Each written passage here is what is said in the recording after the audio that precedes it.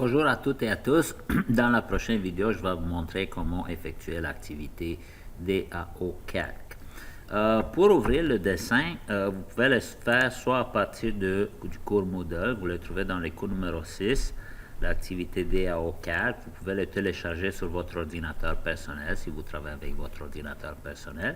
Si vous travaillez sur le réseau de l'école, il faut l'ouvrir à partir d'AutoCAD, chercher le fichier dans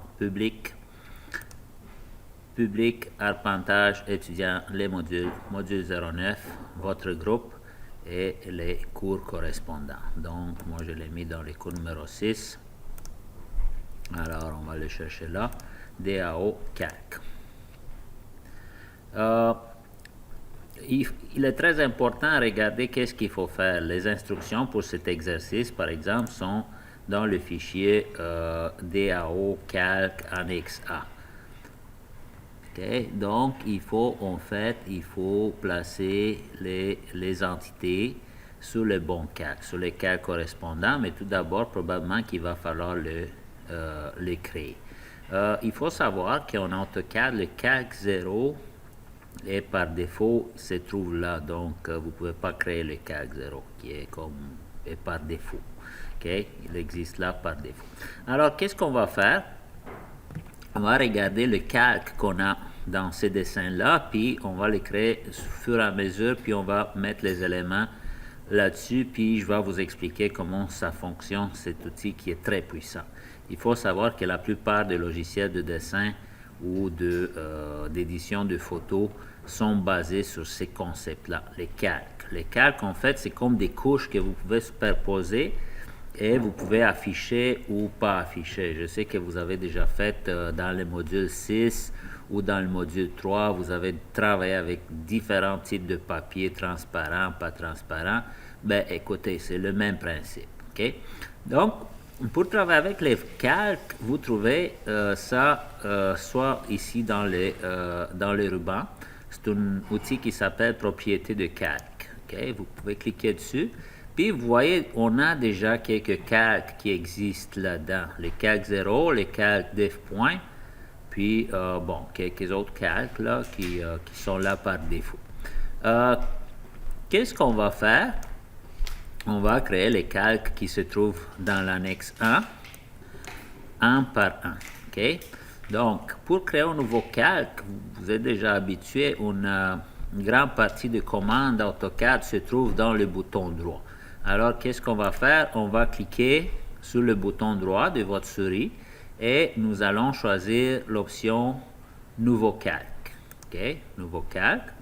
Là, on va regarder dans l'annexe, c'est quoi le nom du calque qu'il faut créer. Bon, c'est le calque Aqueduc. Donc, on va le baptiser Aqueduc en majuscule, s'il vous plaît. Aqueduc. La couleur des entités qui vont se trouver sur ces calques-là par défaut, ça va être le bleu. Okay? Vous vous souvenez, on a fait l'exercice précédent où on a changé le type de ligne, la couleur de ligne. Écoutez, si vous le faites ici par le calque, vous allez voir, ça va se faire d'une façon automatique. Dès que l'élément se trouve sur le calque, il va adopter la couleur et le type de ligne qui correspond au calque. Pour le type de ligne, pour ce calque-là, le type de ligne, c'est continu. Et pour les autres éléments, je ne pense pas qu'il y a beaucoup de trucs à changer. Donc, on a changé on a créé le calque aqueduc. Le prochain calque à créer, c'est le calque bâtiment, de couleur cyan, avec un type de ligne continue. Alors, on va créer le calque bâtiment. Donc, encore une fois, bouton droit, ok, nouveau calque, bâtiment. La couleur du calque est cyan et le type de ligne continue. L'épaisseur de type de ligne par défaut pour ce calque-là, c'est 20 mm. Donc, on va changer l'épaisseur du type de ligne à 20 mm.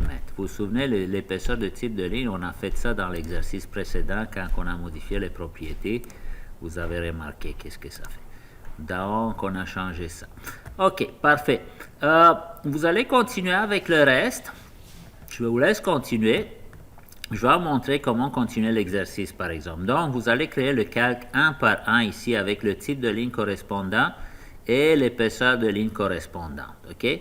Là, je vais vous montrer qu'est-ce que ça fait en calque. Par exemple, si je prends cette maison-là, c'est sûr qu'elle va se trouver sur le calque bâtiment. Alors, on va mettre sur le calque bâtiment. Donc, vous allez dans Propriétés, OK? Changer les propriétés d'un élément, vous pouvez faire ça de plusieurs façons. Soit vous allez par ici, dans Modification, puis vous sélectionnez l'élément. Soit vous sélectionnez votre élément avant, OK? Vous cliquez carrément dessus. Puis, avec le bouton droit de votre souris, dans le menu pop-up qu'on appelle menu pop-up, ça, c'est pas le menu pop-up, c'est le menu pop-up, OK? Vous allez dans la fonction propriété, OK? C'est le même résultat, c'est juste deux façons différentes de faire. Puis, dans l'onglet de propriété, ici, vous voyez que il s'agit d'une polyline qui se trouve sur le calque 0. Nous, on va changer le calque, on va le mettre sur le calque bâtiment. Voyez-vous là, tout a changé. Donc, en fait, la polyline là, qui fait les contours de la maison, présentement, se trouve sur le calque bâtiment, couleur bleue par défaut. À qu'est-ce que ça sert le calque? Regardez bien. Ici, là, vous avez comme un genre de petite ampoule, là, OK, une colonne qui s'appelle active, inactive. Donc, si je pèse sur la petite ampoule ici, là, je peux éteindre le calque. Donc, il n'est plus visible. Il est toujours là, il existe, mais il n'est plus visible, OK? Donc, je peux l'activer ou désactiver, OK? Le gel de calque, ça sert c'est un peu le même principe, mais c'est un peu plus avancé. Vous allez comprendre un peu plus tard, là, quand on va faire des dessins un peu plus complexes, c'est quoi la différence entre les deux. OK? Donc, sensiblement, ça fait la même chose. Il monte le calque ou il le cache. OK? Ensuite, vous avez un bouton ici que je ne vous conseille pas vraiment de toucher. Là, les étudiants, ils font souvent cette erreur-là. Ils vont désactiver l'impression. Vous voyez, c'est un petit symbole là, qui désactive l'impression. Donc, qu'est-ce qui se passe très souvent? Par erreur, beaucoup d'étudiants accrochent cette option-là, puis ils me disent « Hey, le prof, je ne vois pas la ligne sur mon plan. » Donc, souvent, c'est à cause de ça. Ici, vous pouvez changer la couleur. Ça, vous avez déjà vu cette option-là. Le type de ligne, l'épaisseur de la ligne. La transparence, ça, je vous avoue qu'on ne travaille pas très souvent avec cette option-là, la transparence. Ensuite, gel dans les nouvelles fenêtres. Ça, on va vous montrer ça à partir du module 15, à qu'est-ce que ça sert. Donc, en grand, c'est ça pour les calques. Il y a peut-être une autre petite option que je ne vois pas ici, verrouiller ou déverrouiller. Je ne sais pas pourquoi il ne s'affiche pas. En tout cas, peut-être qu'on va le trouver dans les prochains exercices. Donc, c'est ça pour les calques. Maintenant, pour le type de ligne, par exemple, vous voyez ici, là, pour la haie, là, pour la clôture en haie, j'ai un type de ligne spéciale. OK? Alors, comment je vais faire? Je vais créer mon calque et je pense qu'il est là dans le...